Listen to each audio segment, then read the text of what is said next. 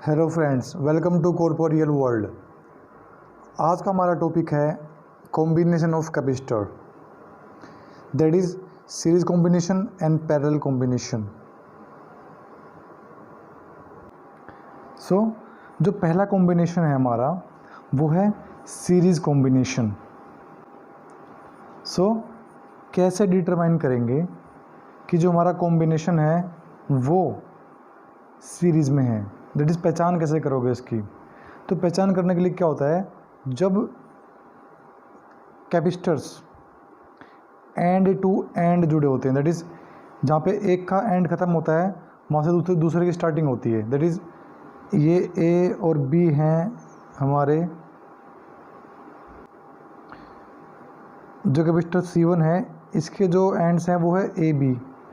उसके बाद बी से स्टार्ट हो जाता है दूसरे कैपेसिटर का एंड, दैट इज़ C2 का एंड, और जो C पे ख़त्म होता है। फिर C से यहाँ से शुरू होता है हमारा C3 का एंड D तक।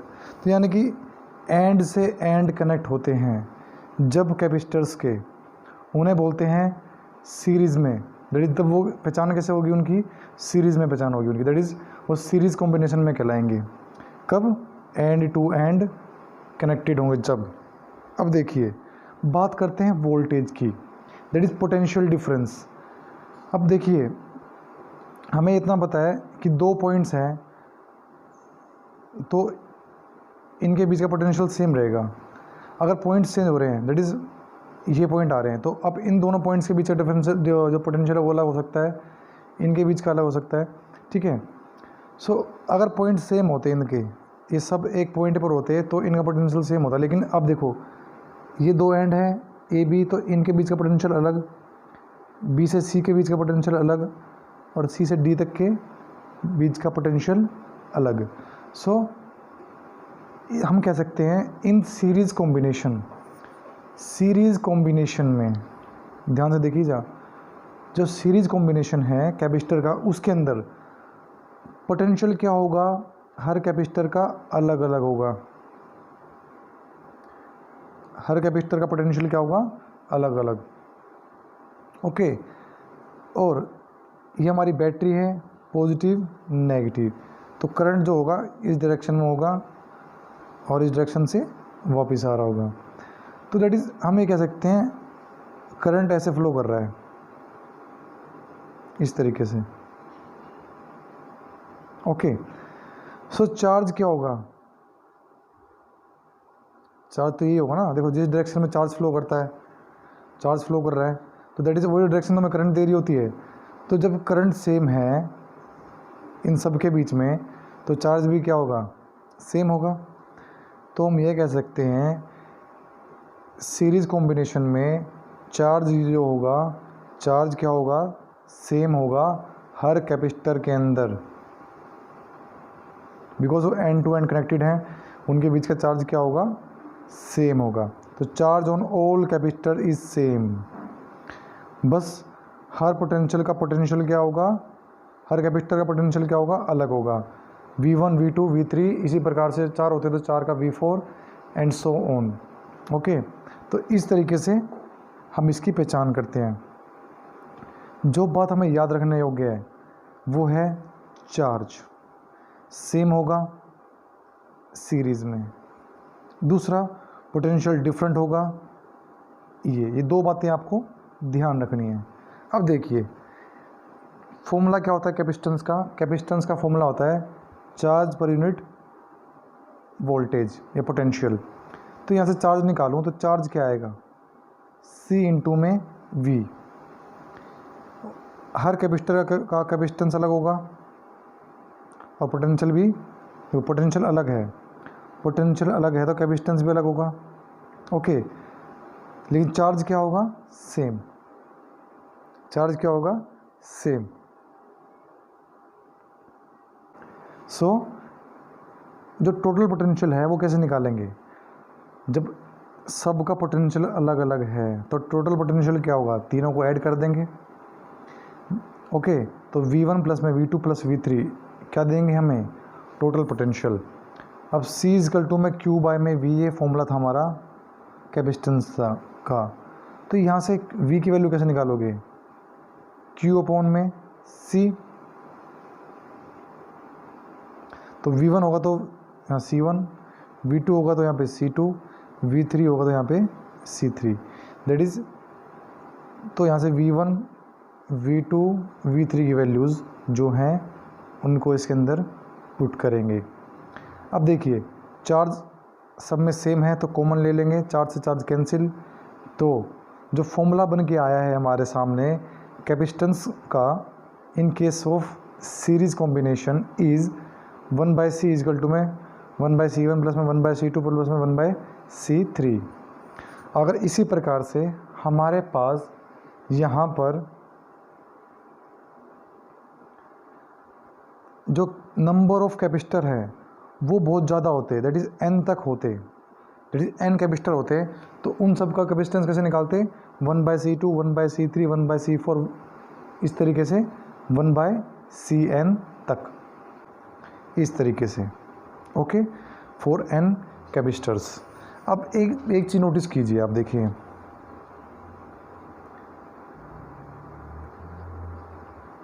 इन केस ऑफ सीरीज़ कॉम्बिनेशन हमने ये देखा कि जब कैपेसिटेंस है ना 1 अपॉन में आ रहा है, 1 अपॉन में आ रहा है, तो इसका मतलब क्या होगा, जो नेट कैपेसिटेंस होगा ना, जो नेट कैपेसिटेंस होगा या कह लीजिए इक्विवेलेंट कैपेसिटेंस होगा, उसकी वैल्यू जो सबसे छोटा कैपेसिटेंस होगा या कैपेसिटर होगा हमारे पास, सबसे छोटे कैपेसिटेंस वाला कैपेसिटर होगा, उससे भी कम वैल्यू आएगी हमारी। चलो देखिए एग्जांपल देता हूँ मैं आपको। मान लीजिए हमारे पास 3 कैपेसिटर हैं, एक की वैल्यू है C1 की 2, एक की C3, एक की C4, माइक्रोफैरड में है, ये किस में है, माइक्रोफैरड में। तो अगर आप इनको ऐड करते हो, दैट इज़ इनका नेट कैपेसिटेंस निकालते हो, C1 की वैल्यू, ये C2 की वैल्यू, ये C3 की वैल्यू, तो नेट कैपेसिटेंस निकालते हो तो इस फॉर्मूले में लगाओगे, तो क्या करोगे, 1/c2 प्लस में 1/c3, इस तरीके से ये फॉर्मूला लगाओगे। अब इनका एलसीएम लीजिए, 12 आएगा, 6 + 4 + 3 कितना हो गया, 13/12। ये 1/c की वैल्यू है, तो c की वैल्यू निकालनी है तो क्या करेंगे, इनको पलट देंगे, तो इसकी वैल्यू लगभग आएगी 0.92, दैट इज़ 0.92 माइक्रोफैरड। तो देखिए सबसे छोटा कैपेसिटेंस वाला कैपेसिटर था 2 माइक्रोफैरड का, और जो नेट कैपेसिटेंस आया है उसकी वैल्यू 0.92 माइक्रोफैरड आई है। देखिए सो यही लिखा है इसमें कि जो नेट कैपेसिटेंस होगा उसकी value in case of series combination जो आएगी वो सबसे छोटे कैपेसिटेंस वाले कैपेसिटर से भी कम आएगी। ओके, तो इस बात को याद रखिएगा। नाउ अब चलते हैं पैरेलल कॉम्बिनेशन पर। So in case of parallel combination कैसे पहचान करेंगे, तो देखिए पैरेलल में क्या होता है, सबका एक एंड एक साइड और दूसरा एंड दूसरी साइड। सो देखिए इनका सबका एक एंड जो है एक साइड है, दूसरा एंड दूसरी साइड है, यानी कि सबका एक एंड एक साइड, दूसरा एंड दूसरी साइड। इस तरीके से कॉम्बिनेशन हो तो उसे बोलेंगे parallel combination of capacitor, that is one and is on one side and other and on other side, that is एक एंड एक साइड में, दूसरा दूसरी साइड में। इस तरीके से पहचान होती है जब कैपेसिटेंस को पैरेलल में जोड़ा जाता है। तो देखिए अब एक चीज़ नोटिस कीजिए, सबका एक एंड एक साइड है, दूसरों का दूसरा एंड दूसरी साइड है। सो इस तरीके से हम कह सकते हैं सब के सब 2 पॉइंट्स के बीच में कनेक्टेड हैं। 2 पॉइंट्स के बीच में कनेक्टेड हैं तो 2 पॉइंट्स के बीच का जो पोटेंशियल होगा सेम रहेगा। सो यहाँ पर जो याद करने वाली बात है वो ये है कि पैरेलल कॉम्बिनेशन में जो नेट पोटेंशियल होगा वो क्या होगा, कांस्टेंट रहेगा, सेम रहेगा हर कैपेसिटर का। इसका पोटेंशियल भी V, इसका पोटेंशियल भी V, इसका पोटेंशियल भी V। तो V क्या है, कांस्टेंट। लेकिन चार्ज देखिए, करंट यहाँ से आ रहा है, यहाँ बट जाएगा, वो यहाँ बट जाएगा, यहाँ बट जाएगा और यहाँ बट जाएगा, दैट इज़। तो इसी प्रकार से कह सकते हैं जो चार्ज है यहाँ भी बटेगा, यहाँ भी बटेगा, यहाँ भी बटेगा। ओके, सो जो नेट चार्ज है वो सबका अलग अलग होगा। इस पे Q1 चार्ज, इस पे Q2 चार्ज, इस पे Q3 चार्ज, यहाँ पे Q1, यहाँ पे Q2, यहाँ पे Q3 कंबाइन होकर दोबारा क्या बना लेंगे, Q बना लेंगे। सो जो नेट चार्ज होगा हमारा, नेट चार्ज की value Q1 plus Q2 plus Q3 ये होगी। तो Q की वैल्यू निकालें अगर यहाँ से कैपेसिटेंस के फॉर्मूले से, तो Q की वैल्यू क्या आएगी, C इंटू में V। V हमारा कांस्टेंट है, लेकिन हमारा जो चार्ज है वो डिफरेंट है। तो चार्ज डिफरेंस तो कैपेसिटेंस भी different. Q1 C1V, Q2 C2V, Q3 C3V। सो इन सब वैल्यूज़ को, Q1 की वैल्यू, Q2 की वैल्यू और Q3 की वैल्यू, इसको यहाँ पुट करें।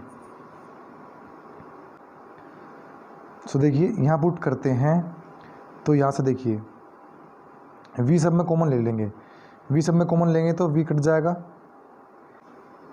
तो क्या बचेगा हमारे पास, कैपेसिटेंस जो होगा C1 प्लस में C2 प्लस में C3, इस प्रकार से वैल्यू आएगी। जो नेट कैपेसिटेंस है उसकी वैल्यू किस तरीके से आएगी, इस तरीके से आएगी। ये सारी बातें ऑलरेडी डिस्कस कर चुके हैं।